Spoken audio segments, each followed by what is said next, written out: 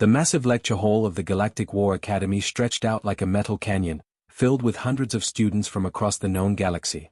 Rows upon rows of seats accommodated beings of every imaginable shape and size. Six-legged Krathari sat beside floating ethereals, while towering Vorthan warriors shared tables with crystalline Zephyrians whose bodies chimed softly with each movement.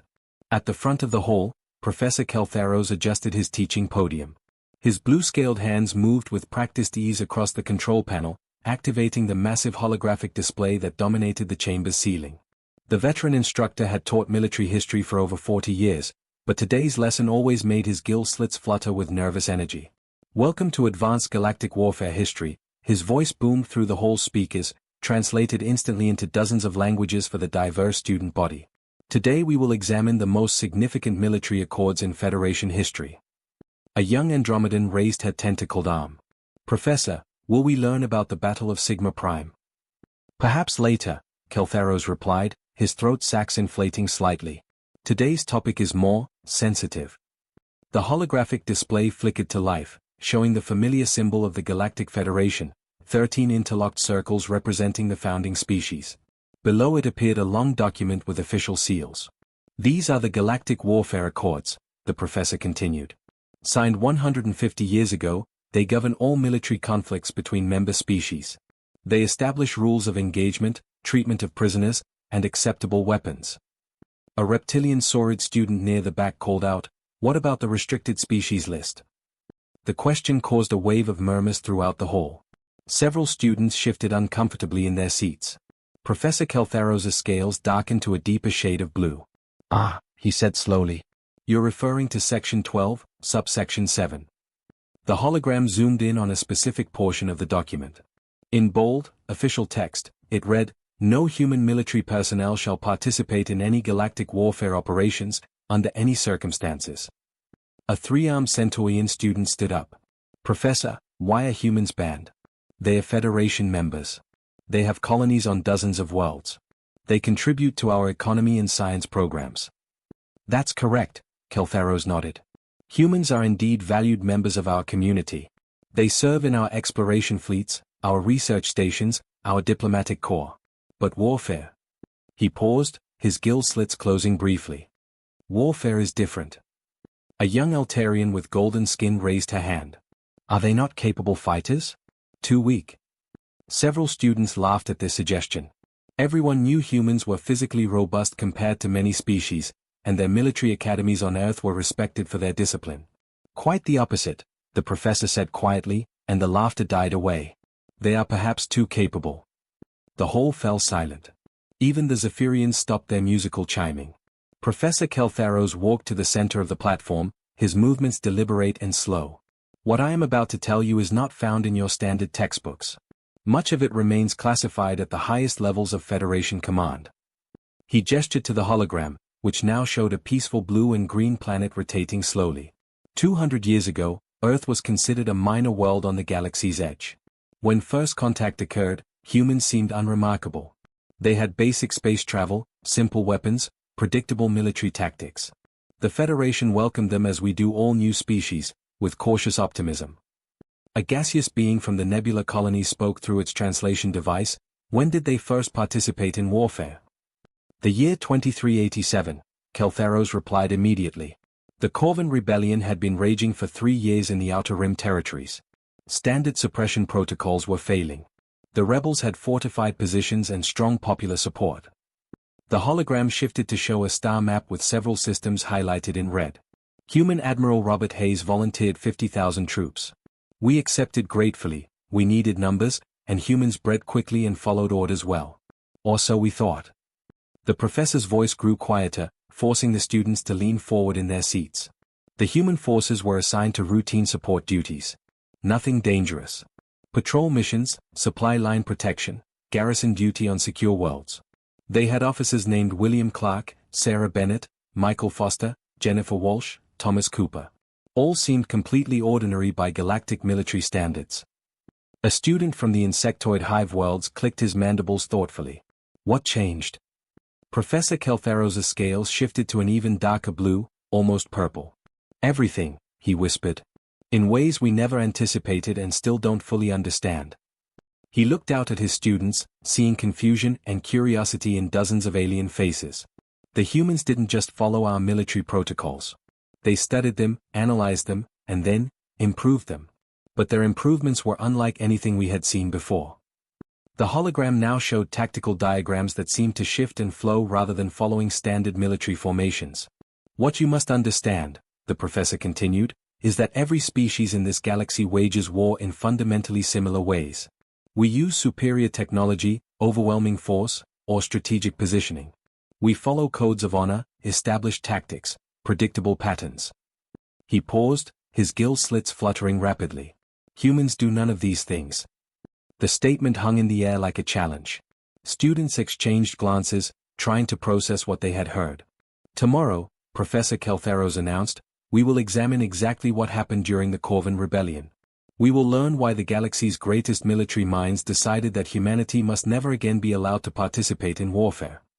He deactivated the hologram, leaving the students in the harsh lighting of the lecture hall. Class dismissed. And remember, what we discuss here does not leave this room. As the students filed out, chattering excitedly in their various languages, Professor Keltheros remained at his podium.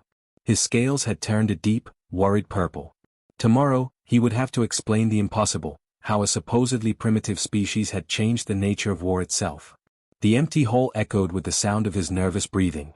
The next morning, Professor Keltheros entered the lecture hall to find every seat filled.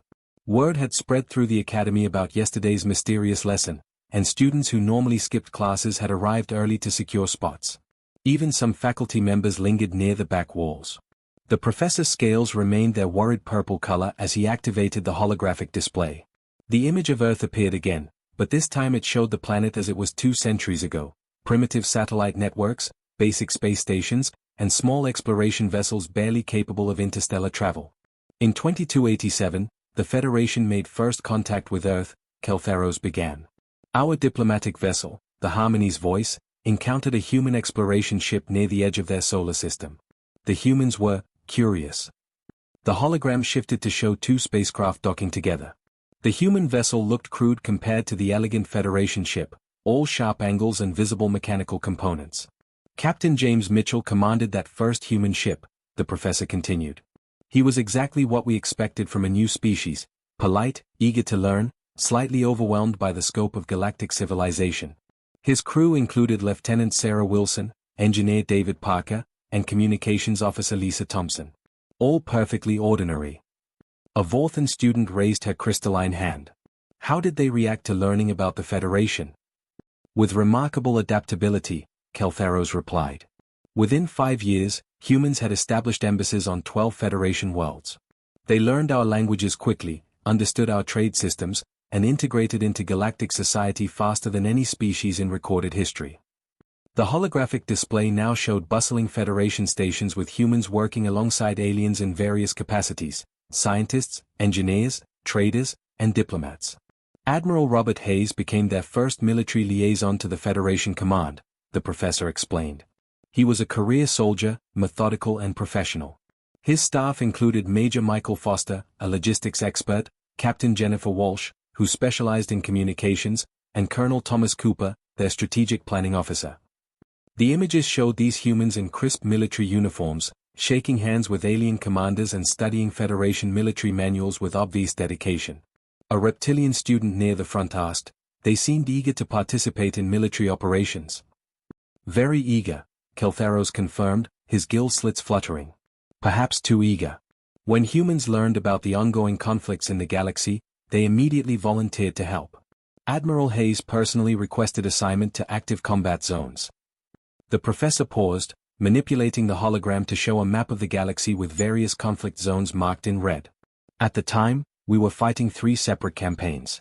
The Corvan Rebellion in the Outer Rim, border skirmishes with the hegemony forces near the galactic core, and pirate activities along the trade routes. Standard military operations that had been ongoing for years. A gaseous being from the Nebula colony spoke through its translator. "Why did you accept their offer?" Professor Keltheros' scales darkened slightly. Numbers. Humans bred faster than most species and had large populations willing to serve. They also showed excellent physical conditioning and strong unit discipline. Admiral Hayes promised 50,000 troops within 6 months. The hologram displayed massive transport ships departing from Earth's orbital facilities, filled with human soldiers and equipment. We assigned them to the Corvan Rebellion, the professor continued. It seemed like the safest option. The conflict had been stable for 3 years, rebels held certain territories, Federation forces controlled others, and casualties were relatively light on both sides. An Andromedan student waved a tentacled arm. What was their training like? Extensive and conventional, Keltharos replied. Major Foster handled logistics training, learning our supply chain procedures. Captain Walsh studied Federation communication protocols. Colonel Cooper spent months analyzing our strategic doctrines and tactical manuals. The display showed human soldiers training alongside alien troops, practicing standard Federation military procedures. General William Clark took command of their ground forces, while Commander Susan Brown handled their naval operations. Both had excellent records and followed Federation protocols to the letter. During their 6-month preparation period, they exceeded all expectations. The professor walked closer to his students, his voice dropping to a more conversational tone. The humans impressed everyone. Lieutenant Kevin Davis created efficient maintenance schedules for equipment. Captain Rachel Green developed improved communication systems that other species began adopting. Sergeant Andrew Miller's training programs were so effective that Federation Command considered implementing them fleet-wide. Several students nodded approvingly, but Professor Keltharos's expression remained troubled. They seemed perfect, he continued. Disciplined, innovative within acceptable parameters, and eager to prove themselves worthy Federation members. Admiral Hayes personally assured the High Command that human forces would follow all established warfare protocols. The hologram shifted to show human and alien officers working together in planning sessions, studying maps and discussing strategies with obvious mutual respect. Major Patricia Lewis handled cultural integration, ensuring human troops understood Federation values.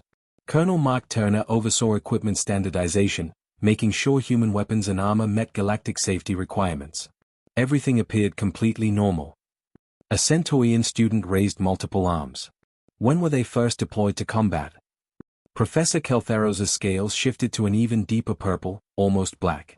Standard date 2387.156, he replied precisely. The first human combat unit deployed to the Corvan system under the command of Colonel James Roberts. Their mission was simple: provide security for Federation supply convoys traveling between established bases. The professor deactivated the hologram suddenly, leaving the students in the stark lighting of the lecture hall. For the first 3 months, everything went according to plan, he said quietly. Human forces performed exactly as expected. They followed orders, maintained discipline, and achieved their objectives with minimal casualties. He looked out at the sea of curious alien faces. Then something changed. Something that would force us to reconsider everything we thought we knew about warfare itself. The silence in the hall was complete except for the gentle humming of the life support systems. Tomorrow, we will examine what happened when humans encountered their first real combat situation. When they were forced to improvise. Professor Keltharos gathered his materials with hands that trembled slightly. And when the galaxy learned that humans don't just adapt to situations, they transform them entirely. Professor Keltharos arrived at the lecture hall to find students already discussing theories in hushed voices. Word about the mysterious human story had spread throughout the academy, and even senior military officers had quietly joined the audience. The professor's scales remained their deep purple color as he approached the podium. The holographic display activated, showing the Corvan star system with its 7 inhabited worlds. 3 planets glowed red, indicating rebel control, while 4 showed the blue of Federation forces. The Corvan system had been deadlocked for 3 years, Keltharos began. Rebel forces controlled the outer mining colonies, Federation troops held the inner agricultural worlds. Both sides followed established warfare protocols, limited engagements, minimal civilian casualties, regular prisoner exchanges. The display zoomed in on convoy routes between Federation-controlled territories, marked with green lines that curved carefully around rebel positions. Human forces under Colonel James Roberts were assigned to convoy protection duty, the professor continued. Standard patrol missions along established routes. Captain David Miller led the 1st Patrol Unit, with Lieutenant Sarah Bennett commanding communications and Sergeant Michael Thompson handling logistics support. A Vorthan student raised her crystalline hand. This sounds routine. What changed? Professor Keltharos manipulated the hologram to show a specific date marker. Standard date 2387.201. Captain Miller's convoy was traveling the usual route when they encountered an unusual situation. A rebel mining platform had moved into the shipping lane, blocking passage. The display showed a large industrial structure floating in space, clearly armed but not openly hostile. Standard Federation protocol required requesting permission to pass or requesting military escort to clear the obstruction, the professor explained. Captain Miller chose a different approach. The hologram shifted to show tactical communications records. Instead of following protocol, Miller sent Lieutenant Jennifer Walsh to negotiate directly with the mining platform's workers. Not the military commanders, the workers themselves. Several students exchanged confused glances. A reptilian saurid called out, "Why would he talk to civilians?" That question puzzled Federation Command as well, Keltheros replied, his gill slits fluttering nervously. Lieutenant Walsh spent 3 hours in conversation with the platform workers. She learned about their families, their working conditions, their concerns about the rebellion's impact on their livelihoods. The professor paused, studying his students' faces. When she returned, Captain Miller made an unprecedented decision. Instead of waiting for military clearance, he offered the workers something no one had considered before: jobs on Federation worlds, with better pay and safer working conditions for their families. The holographic display showed the mining platform moving aside, allowing the convoy to pass unmolested. The platform cleared the shipping lane voluntarily, Professor Keltheros continued. But that was only the beginning. A Centaurian student raised multiple arms. Did this violate Federation protocols? Technically, no, the professor replied. Miller had avoided combat and achieved his objective without casualties. However, his methods raised questions at command level. Major Lisa Cooper was sent to investigate. The display shifted to show personnel files and communication records. Major Cooper interviewed Captain Miller and his team. She found that Sergeant Thompson had been collecting information about local civilian populations during routine patrols. Lieutenant Bennett had been studying rebel communication patterns, not for military intelligence, but to understand their social concerns. Professor Keltheros walked closer to his students, his voice dropping to a more serious tone. What Cooper discovered was that humans weren't just following their patrol routes. They were learning. About people, about motivations, about things that had nothing to do with military objectives. The hologram now displayed a complex web of information: population centers, trade routes, family connections, economic relationships. Colonel Roberts received Major Cooper's report and made a decision that would change everything, the professor continued. He authorized what he called expanded patrol parameters. An Altarian student with golden skin asked, "What did that mean?" It meant human patrols began talking to everyone they encountered, Keltheros explained. Not interrogating them for military information, but simply conversing. Captain Kevin Davis started carrying medical supplies to treat sick civilians. Lieutenant Rachel Green began helping repair damaged communication equipment in neutral zones. The display showed human soldiers interacting with alien civilians in ways that seemed completely unmilitary. Within 2 months, something unprecedented happened, the professor said, his scales shifting to an even darker purple. Rebel attacks on Federation convoys decreased by 60% in sectors patrolled by human forces. The tactical display showed shipping routes through human patrol zones marked in green, while other areas remained dangerous red. Federation command was baffled, Keltheros continued. General William Hayes demanded explanations. Colonel Roberts submitted reports showing that human patrols had suffered 0 casualties while achieving the highest success rates in the theater. A gaseous student spoke through its translator. How was this possible? Professor Keltheros manipulated the hologram to show communication intercepts and intelligence reports. The rebels weren't attacking human convoys because they didn't want to, he said simply. Somehow, humans had made themselves likable. Captain Andrew Scott's unit had helped repair rebel mining equipment damaged in Federation bombing raids. Major Patricia Brown's medics treated rebel wounded alongside Federation casualties. The silence in the lecture hall was profound. Students stared at the display showing human soldiers sharing meals with rebel miners. But the real change came when humans encountered their first serious combat situation, the professor continued. A rebel assault force attacked Convoy Delta 7, commanded by Captain Thomas Wilson. The holographic display showed a fierce space battle, with rebel ships overwhelming Federation escorts. Standard protocol required fighting a delaying action while calling for reinforcement, Keltheros explained. Captain Wilson's convoy should have been destroyed or forced to surrender. The professor's gill slits closed completely for a moment before he continued. Instead, something happened that military analysts still don't fully understand. Wilson ordered his ships to broadcast on all frequencies, not military communications, but personal messages from human crew members to rebel fighters. The display showed communication logs filled with names, family stories, and personal appeals. The rebels stopped shooting, Professor Caltheros whispered. In the middle of combat, enemy forces simply stopped.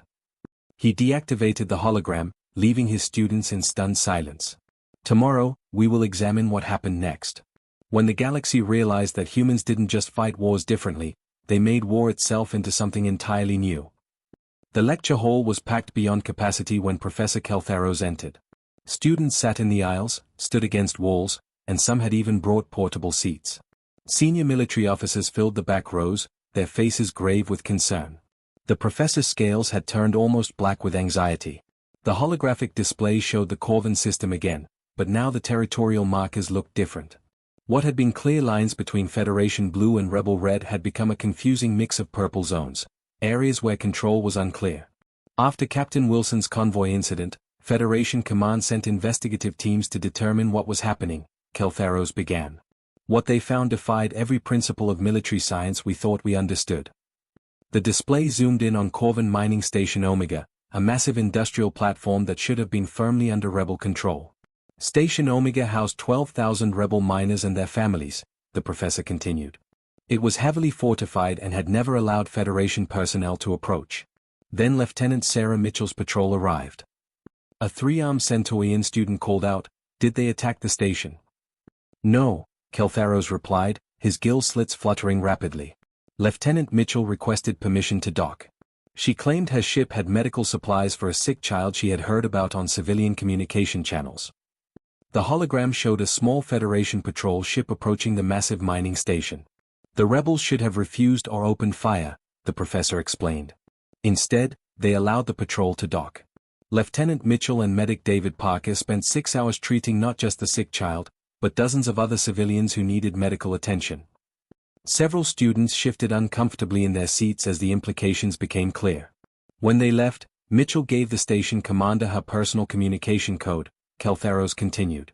She told him to contact her if anyone else needed medical help. The display shifted to show communication logs spanning several weeks. Over the next month, Lieutenant Mitchell's patrol returned to Station Omega 7 times, the professor said. Each time, they brought medical supplies, replacement parts for life support systems, even recreational materials for the children. A Vorthan student raised her crystalline hand. This was clearly against military protocol. Yes, it was, Professor Caltheros agreed. But when Major Kevin Brown investigated, he found something that changed everything. The holographic display now showed detailed intelligence reports and station schematics. Station Omega had stopped producing weapons components for the rebellion, the professor announced. Without any military pressure, without threats or demands, they had simply stopped. The silence in the hall was broken only by the humming of life support systems. Major Brown interviewed the station commander, Caltheros continued. The rebel leader explained that his people didn't want to fight Federation forces who treated them like friends rather than enemies. The display showed recorded interviews with rebel miners and their families. But this was only one station, a reptilian student pointed out. "You're correct," the professor replied. Which is why what happened next shocked the entire galaxy. The holographic map expanded to show the entire Corvin system, with dozens of installations and settlements. Captain Thomas Wilson, the officer from the convoy incident, was promoted to major and given command of a full patrol squadron, Caltheros explained. His mission was to expand the human approach to other rebel territories. The display showed human patrol ships visiting mining platforms, agricultural settlements, and industrial complexes throughout the system. Major Wilson's forces began what they called community engagement operations, the professor continued. Sergeant Jennifer Walsh organized cultural exchange programs. Lieutenant Michael Foster set up trade agreements that benefited both Federation and rebel civilians.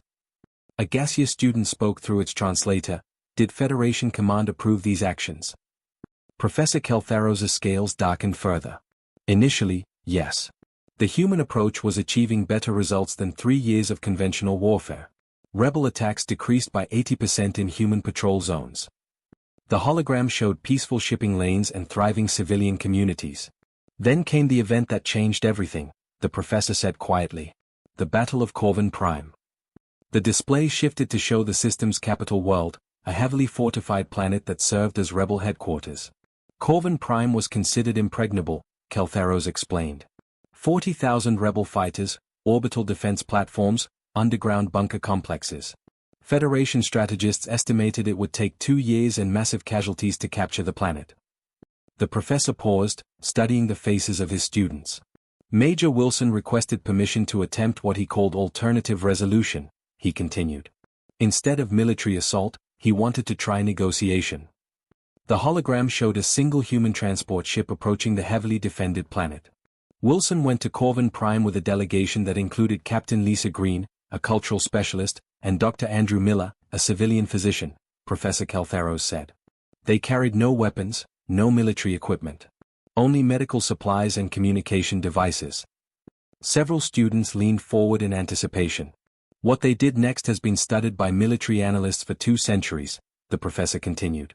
Wilson didn't negotiate with the rebel leadership. Instead, he spoke directly to the civilian population through planet-wide broadcasts. The display showed communication logs and broadcast transcripts. He talked about families, Keltheros said simply.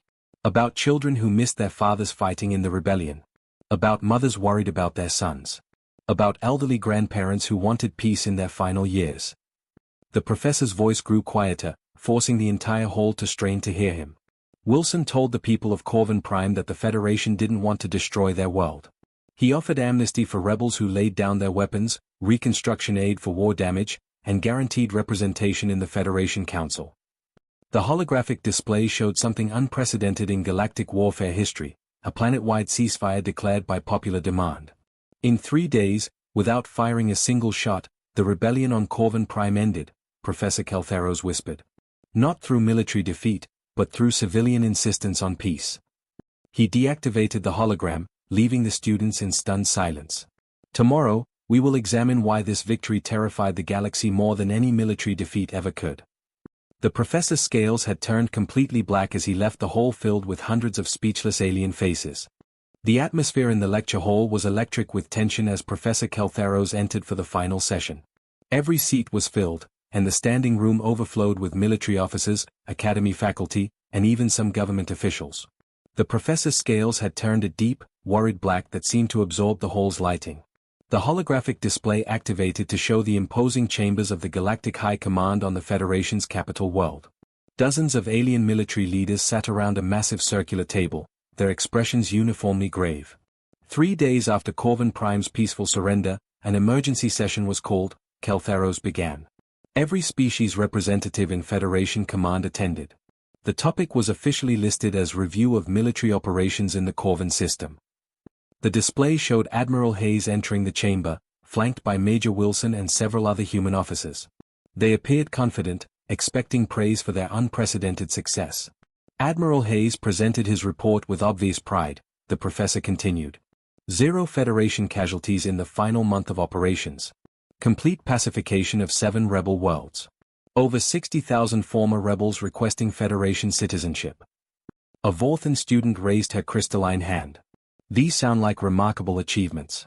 Why did Command seem concerned? Professor Keltheros manipulated the hologram to show the faces of alien commanders around the table. Their expressions showed not congratulation, but deep unease. General Thekmaros of the Draconian Empire spoke first, the professor said. He pointed out that humans had achieved in 6 months what conventional forces couldn't accomplish in 3 years. But his tone wasn't appreciative, it was frightened.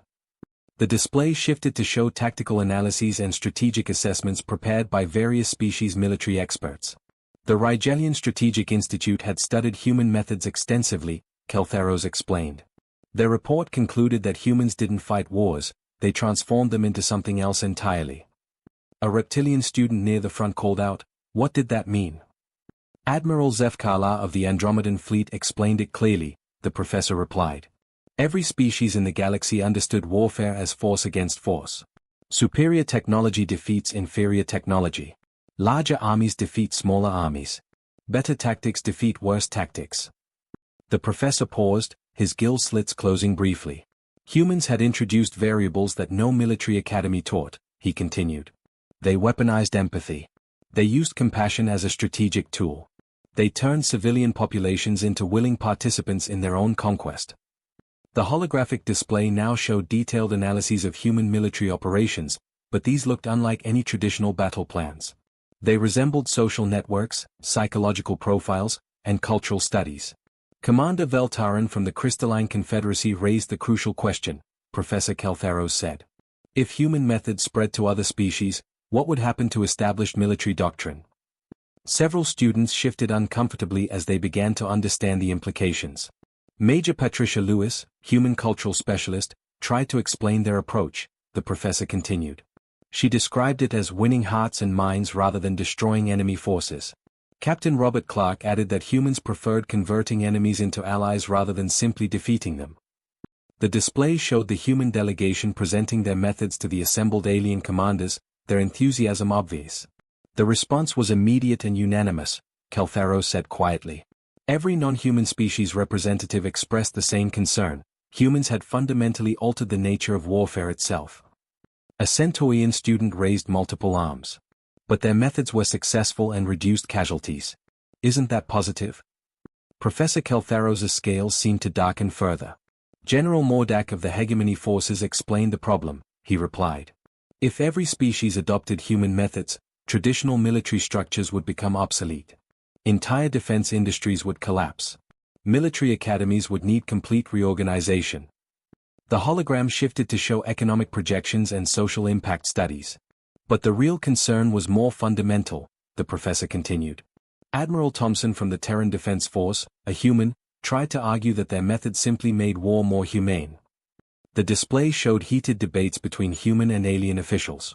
That's when Fleet Commander Sekthal of the Vorthan Empire delivered the statement that sealed humanity's fate, Keltharos said. He declared that humans didn't make war more humane, they made it unrecognizable. The professor walked closer to his students, his voice dropping to barely above a whisper. The fear wasn't that humans were too weak for galactic warfare, he explained. The fear was that they were too effective in ways that threatened everything the galaxy understood about military power. The holographic display now showed the final vote in Federation Command, unanimous except for human abstention. The Galactic Warfare Accords were amended within 1 week, Professor Keltharos continued. Section 12, Subsection 7 was added, explicitly banning human participation in any military conflict between Federation species. A gaseous student spoke through its translator. How did humans react to this ban? Admiral Hayes accepted it gracefully, the professor replied. He understood the galaxy's concerns. Major Wilson and his officers were reassigned to exploration and diplomatic services, where their unique skills could be used constructively. The display showed human officers leaving military commands and taking positions in civilian agencies. But the ban included a classified addendum, Keltharos said, his voice now almost inaudible. If humans ever developed methods to teach their warfare approach to other species, it would be considered an act of aggression against the established galactic order. The silence in the hall was complete except for environmental systems humming quietly. The humans agreed, the professor continued. They established strict protocols preventing the spread of their military philosophy. Captain Sarah Foster, now head of Human Cultural Affairs, personally ensures these restrictions remain in place. Professor Keltharos deactivated the hologram and faced his students directly. So you see, he said, humans weren't banned from galactic warfare because they couldn't fight effectively. They were banned because when they fought, they changed the fundamental meaning of fighting itself. He gathered his materials with hands that trembled slightly. The galaxy learned that some victories are more dangerous than defeats. Some species don't just win wars, they transform them into something that threatens the very concept of military power. The professor's scales shifted to a deep gray as he prepared to leave. That is why humans remain the only species explicitly banned from galactic warfare. Not because they are weak, but because their strength operates in dimensions we still don't fully understand.